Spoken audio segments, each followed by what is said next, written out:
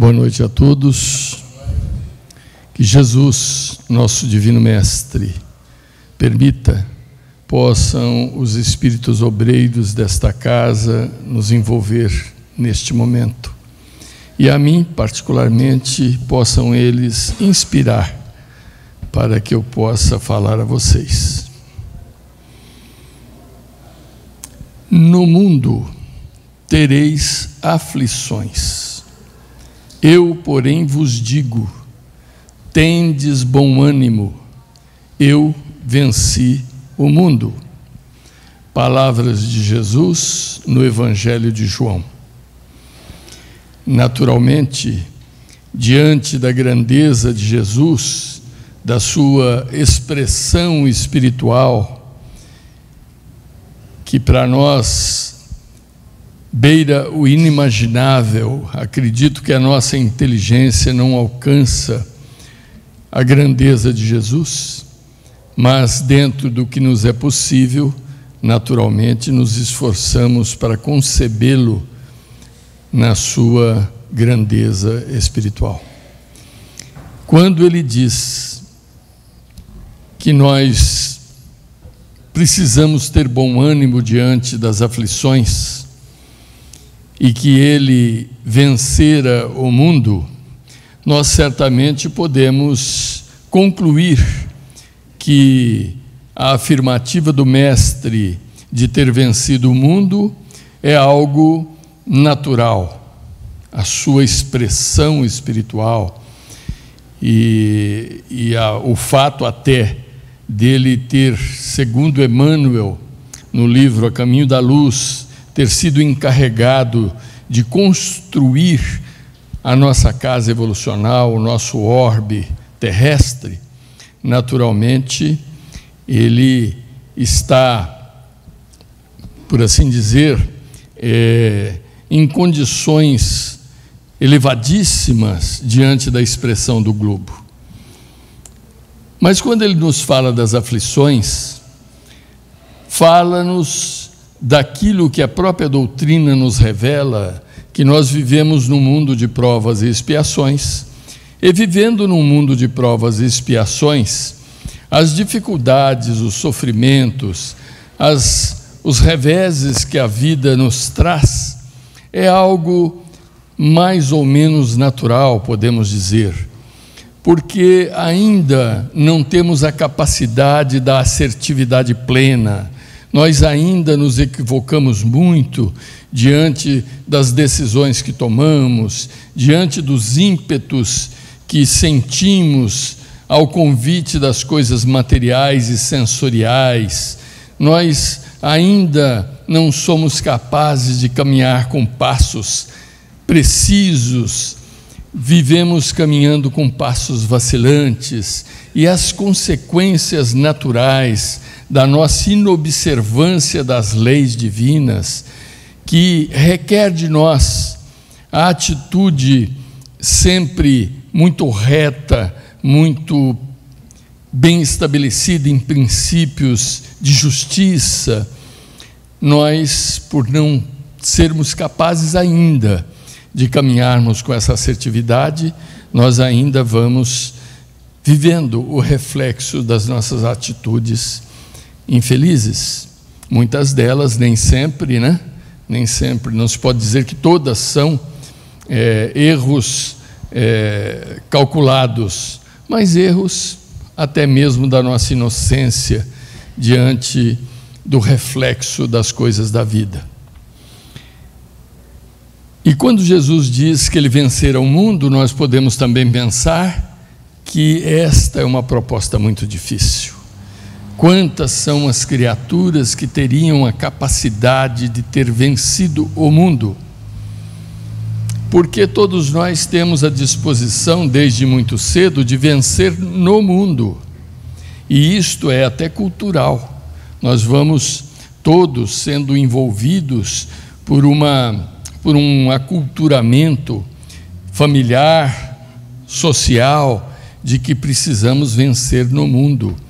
E todo aquele que vence no mundo, ele se torna uma pessoa muitas vezes cheia de soberba e cheia de pretensas condições que colocam-no dentro do seu entendimento em situação elevada em relação aos demais, e isto é uma atitude muito infeliz, porque aquele que está em cima amanhã pode estar embaixo e vice-versa, porque Deus, nosso Pai, programou a nossa caminhada com o sentido educativo e não punitivo.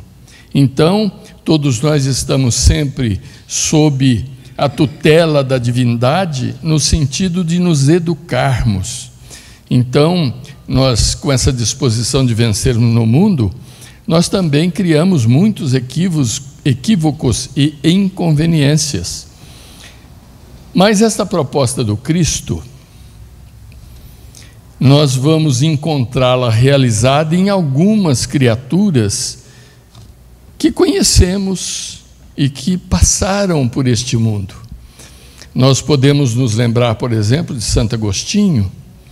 Santo Agostinho, até os 32 anos, viveu uma vida mundana, viveu uma vida comum, viveu uma vida de gozar os prazeres da carne, os prazeres da matéria. E, ao principiar ou adentrar na idade seguinte, ele desperta para as coisas espirituais e torna-se, na sua caminhada dentro do seu abraçar o cristianismo, ele torna-se uma personalidade de grande importância e destaque na religião que se constitui a partir da proposta do Cristo, né? Ele torna-se um bispo de Hipona, na África, e é uma criatura que deixa um legado maravilhoso para nós todos, demonstrando que, de uma forma muito súbita, ele renuncia aos prazeres do mundo para abraçar as coisas do Espírito, demonstrando ser ele aquela criatura que, a exemplo da proposta do Cristo, estava vencendo o mundo. Outra criatura maravilhosa que empresta o nome à casa que eu frequento, Francisco de Assis, também venceu o mundo. Francisco nasce, como o próprio nome diz, na cidade de Assis, na Itália, filho de Pedro Bernardoni, um rico comerciante de tecidos, e ele, filho único. Ele nasce naquela casa, cresce em meio a essa riqueza, e na juventude ele goza dos prazeres do mundo na companhia dos seus amigos, até que um dia ele tem uma febre súbita e inexplicável, e após permanecer 2 ou 3 dias febril, ele, de repente, liberta-se desta febre, retoma a plena consciência e saúde, a rigidez física, e desperta também para as coisas espirituais, porque ele sai pelas ruas de Assis e começa a observar quantas criaturas pobres a mendigar pelas ruas, a sofrer as condições do inverno severo que se manifesta na sua cidade natal, e ele, apiedado por todas aquelas criaturas, renuncia à sua riqueza, a riqueza do Pai, a riqueza paterna, para abraçar os infelizes de Assis e região. Vai solidarizar-se com eles, vai formar com eles uma comunidade religiosa, aonde os preceitos do Espírito estão apregoados sempre com prevalecência sobre as coisas da matéria. As coisas da matéria, a partir de então, ganham um significado secundário no seu entendimento, e ele marca a sua presença na história. É uma criatura que vencera o mundo, a exemplo da proposta de Jesus. Observamos uma outra criatura que também vence o mundo, Madre Teresa de Calcutá, uma senhorinha pequena, uma mulher pequena, muda-se para Calcutá, na Índia, aonde os sistemas de casta maltratavam severamente aqueles que eram considerados marginalizados, que não mereciam deste sistema a consideração mínima necessária para que se pudesse tratar as criaturas com dignidade. São deixados pelas ruas, pelos monturos de lixo, muitas vezes até mesmo para morrer. E esta pequena mulher ali encontra a sua missão, a missão de salvá-los, a missão de acolhê-los, a missão de envolvê-los amorosamente, como Jesus nos recomenda, no amor ao próximo. E numa oportunidade em que ela acolhe uma criatura no monturo de lixo, este, bastante surpreso com a atitude daquela pequena mulher, pergunta a ela: Senhora, qual é a tua religião? E ela diz: a minha religião é o amor. E o teu Deus? O meu Deus é você. Acolhe estas criaturas, amparando-as caridosamente. E deixa uma frase que eu li recentemente, da sua autoria, dizendo que os bons merecem o nosso amor, os maus precisam dele. Olha que expressão maravilhosa, naturalmente, de inspiração de uma criatura que realmente, como diz Paulo num determinado trecho das suas cartas, ele diz: já não sou mais eu quem vivo, o Cristo vive em mim. E Madre Teresa certamente poderia afirmar a mesma coisa, porque o Cristo revela-se e pode revelar-se em todos nós, porque Ele está em nós. E nós não podemos descrer desta verdade, porque aquele que adentra uma casa espírita e cultua o entendimento das coisas através dos estudos, principalmente, haverá de compreender, de aprender que a centelha divina que nos habita é Deus em nós, que tudo que nós possamos aspirar de bom, de reto, de saudável, naturalmente provém desta centelha divina que é Deus em nós, buscando sempre nos felicitar. O que nos atrapalha é que ainda estamos cultuando sentimentos infelizes, estamos cultuando certas viciosidades que ainda não tivemos a capacidade de, amadurecendo a nossa consciência, nos determinarmos a extirpar estas situações infelizes que ainda estão presentes em nossos sentimentos, em nosso coração, em nossa mente. E é o que obscurece, dificulta, atrapalha a plena manifestação da luz divina em nós. Jesus nos recomenda e nos convida no seu Evangelho, nos dizendo: brilhe a vossa luz, para que os homens, vendo as vossas boas obras, deem graças a Deus.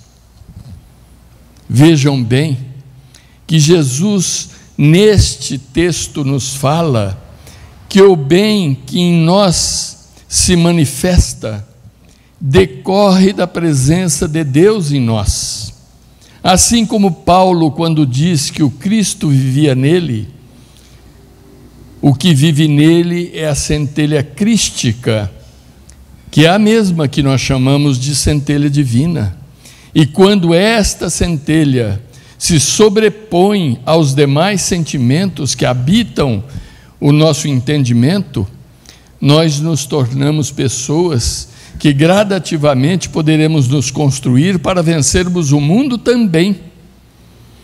Porque o que nos infelicita, o que nos aflige, se fizermos uma análise, não precisa nem ter muita profundidade.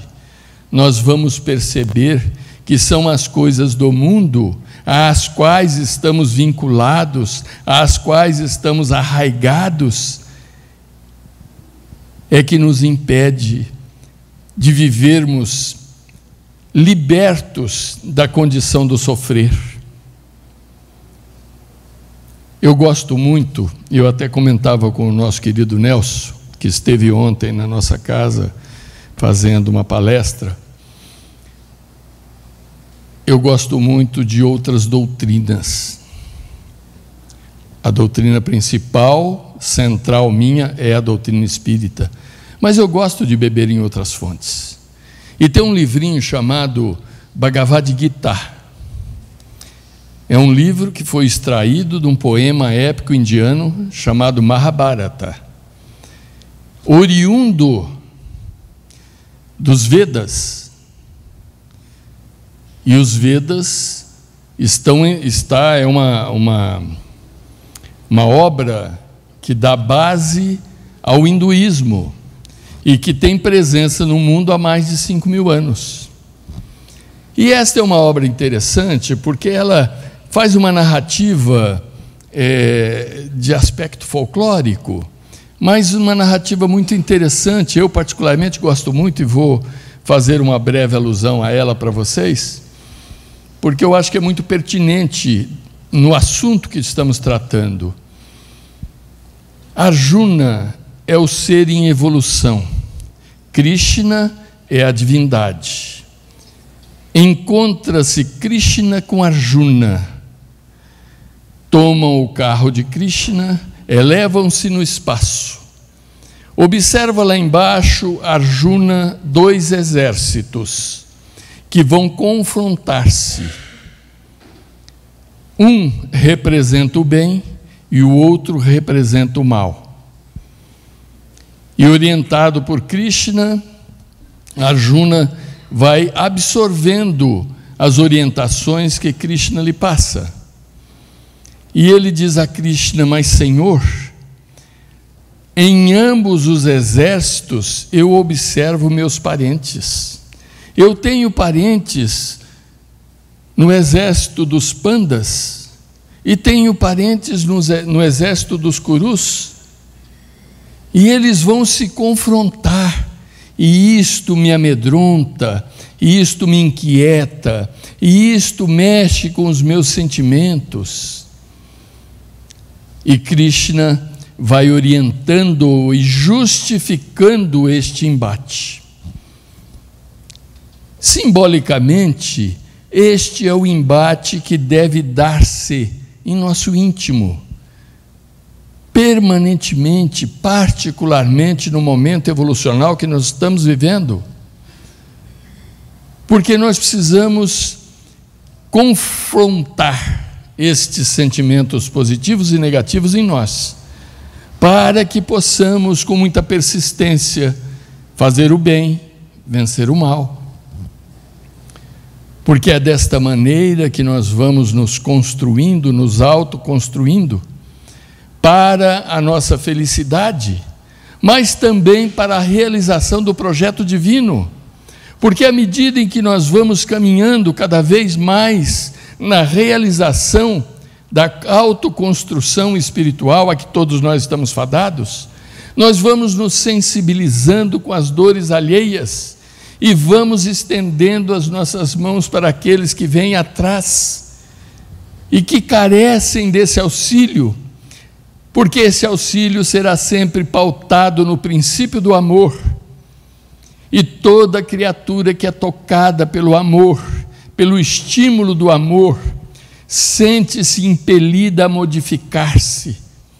Então, quando nós vamos elevando as nossas almas, os nossos espíritos, nesta caminhada evolucional a que estamos todos fadados, ao estendermos as mãos, fazemos o gesto amorosamente, e aquele que vem atrás e recebe esse contato amoroso, modifica-se, entende a importância de amar, porque o amor é o sentimento que liberta a todos nós, indistintamente.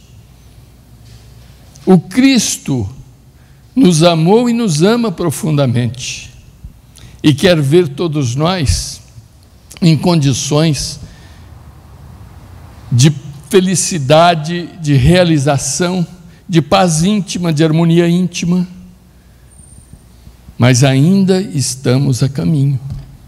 Esta não é uma realização instantânea, não se dá da noite para o dia, não se dá numa única encarnação. Haverão muitas e muitas encarnações, no sentido de nós podermos concluir assertivamente e definitivamente quais são as atitudes ideais, assertivas, que não nos colocará em condição de termos que fazer resgates ou corretivas para o futuro.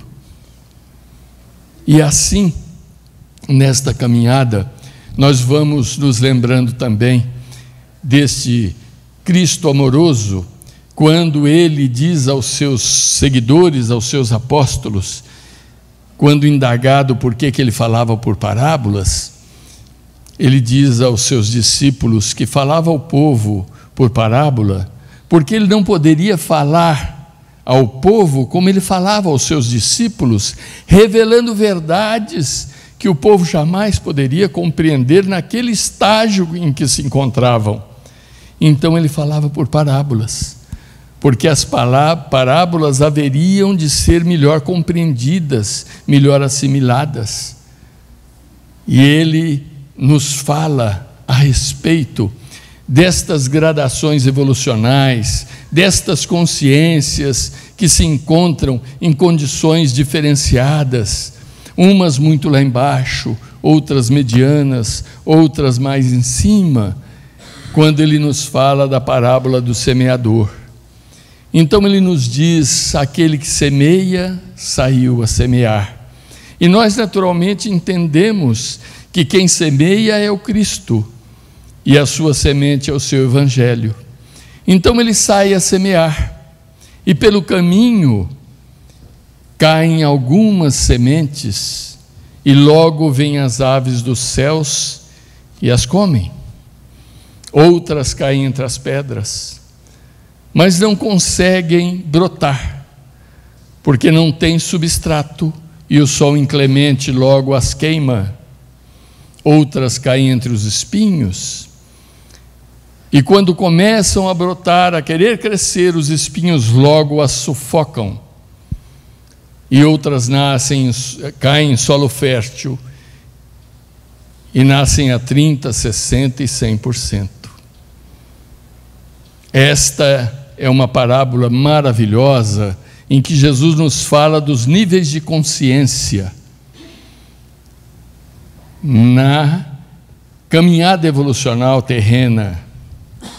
Porque aquelas sementes que caem pela estrada, e as aves vêm e as comem, é como aqueles indivíduos que diante da doutrina se sentem insensíveis, não se tocam, são indiferentes. Aqueles que estão representados pelas sementes que caem entre as pedras, são aquelas criaturas que ao ouvirem a palavra, logo se entusiasmam, mas no dia seguinte, as obrigações do cotidiano logo faz com que se esqueçam da palavra, do Evangelho, dos ensinamentos. E aqueles que são representados pelas sementes que caem entre os espinhos são aquelas criaturas que, de certa forma, podemos até dizer que a maioria de nós são aquelas criaturas que reconhecem o valor do Evangelho de Jesus, reconhecem a importância, reconhecem que ele é saudável, mas diante dos prazeres da vida, das suas obrigações sociais, dos seus desfrutes possibilitados pelos seus recursos financeiros, logo colocam em segundo plano o Evangelho de Jesus, para viver em primazia as coisas do prazer que o mundo oferece.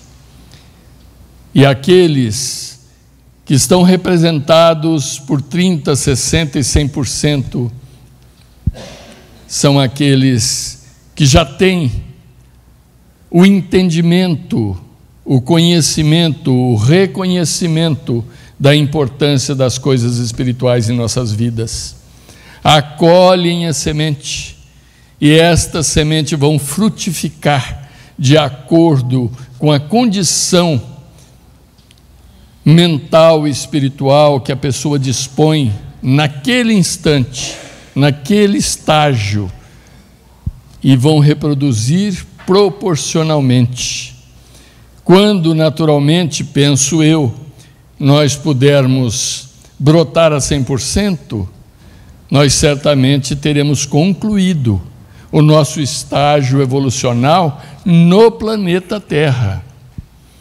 Porque penso eu que nós temos uma caminhada evolucional condizente com o planeta em que estamos. E haverá uma conclusão desse projeto. Mas paramos aí? Não, certamente que não. Nós haveremos de continuar a nossa caminhada em estágios outros que não são possíveis ainda à nossa compreensão. Mas nós continuaremos nos autoconstruindo. Nós continuaremos atendendo às orientações de Jesus, para que nós possamos cada vez mais estarmos integrados com a divindade, porque à medida em que nós vamos gradativamente nos integrando à divindade, nós vamos nos tornando, como o próprio Evangelho fala, a doutrina fala, nós vamos nos tornando os copartícipes do projeto de Deus em todo o universo. Portanto, meus irmãos, esse nosso esforço, essa nossa determinação de conhecer as coisas do Espírito, de absorvê-las a nível da nossa compreensão, a nossa determinação de implementar estes conhecimentos ao nosso dia a dia, ao nosso cotidiano, deve ser objeto da nossa atenção, deve ser objeto da nossa determinação. Fazermos o bem onde quer que estejamos. Eu dizia para o Nelson que de algum tempo para cá eu tenho me esforçado bastante para não me irritar no trânsito, para diante de eventuais situações do trânsito, eu simplesmente manter a boca fechada e não tocar na buzina, né? O que é algo que parece até muito simples, uma coisa boba, mas é algo que muitos de nós ainda precisamos vencer. E eu me incluo nesse grupo que precisa vencer estas coisas que parecem tão insignificantes, tão pequenas, mas são coisas que compõem um grande quebra-cabeça, por assim dizer, onde vamos juntando as peças devagarinho, uma a uma, para que possamos concluir a obra em tempo aprazado e adequado. Por isso, nós precisamos reconhecer a criatura que somos, termos a capacidade de fazermos aquela introspecção honesta, daquele que olha para dentro de si mesmo e consegue com coragem dizer: eu tenho tanto a corrigir-me. Uma ocasião perguntaram para o Chico se era possível saber das coisas das vidas passadas, e o Chico disse: naturalmente que sim, meu filho, é possível. E como? Faça uma introspecção, que você vai saber quem você foi. Basta nós olharmos com coragem e honestidade para dentro de nós mesmos, que nós vamos saber quem nós somos. E deveremos ter a coragem de reconhecer as coisas que ainda são inadequadas em nós e perseverarmos firmemente na intenção de erradicá-las. Certamente que isto não será possível, penso eu, numa única existência, mas já havendo essa predisposição, nós a levaremos para o mundo espiritual, levaremos para as próximas encarnações, e isto será um trabalho perene das próximas encarnações e muitas encarnações que estão diante de nós, na construção de nós mesmos. Portanto, meus irmãos, que Jesus, nosso mestre querido, nosso mestre amado, possa ser sempre reconhecido por todos nós na importância da sua presença em nossa mente e em nosso coração, que nós possamos buscar sempre, com insistência, nos modificarmos, nos libertarmos do homem velho e nos transformarmos em criaturas que dispõem desta vontade firme e determinante de nos transformarmos, transformando desta maneira o mundo em que vivemos. Porque todo aquele que pleiteia que o mundo se modifique para melhor, deve iniciar essa mudança em si mesmo. Porque se nós não nos modificamos e não nos transformamos na criatura que acreditamos que seja a criatura ideal para o mundo ideal, nós não temos o direito de pleitear esse mundo. Então que Jesus esteja sempre conosco, nos auxiliando na realização desses nobres objetivos que precisamos ter. Muita paz a todos vocês. Muito obrigado.